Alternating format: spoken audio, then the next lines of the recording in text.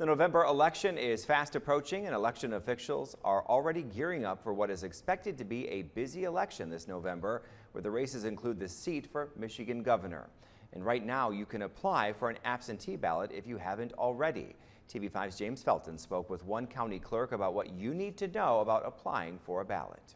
It's now a good time to send in your application, contact your clerk, find out what you need to do to get your ballot. Midland County Clerk Ann Maneri talking to those who plan to vote absentee in November. Maneri is quick to point out many voters may not have to do anything right now to receive an absentee ballot, provided they already applied for one earlier this year. The application that was sent out would allow you to select August and or November to receive an absentee ballot. So it's a possibility that they actually did both at that time. But if you don't fall in that category, the Michigan Secretary of State office says you should act now to ensure your absentee ballot arrives on time. Maneri tells us absentee ballots are sent out to registered voters who meet the requirements 45 days prior to the election. Maneri says her staff's job of making sure absentee ballots go to legitimate voters is not something they take lightly. They go onto the qualified voter file, we call it QVF,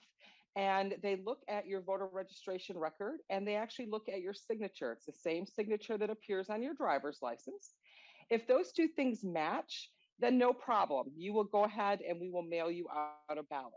If they do not match, however, then we have a problem. Maneri tells us her office will either call, email, or send a letter to anyone who may run into that issue. Of course, there's always the option of voting in person on Election Day. For her part, Maneri is hoping registered voters will make their voices heard in November. It's one of your rights, and so I think that everyone should exercise that right and do their best to either get an absentee ballot or show up at the polls. James Felton, WNEM TV5.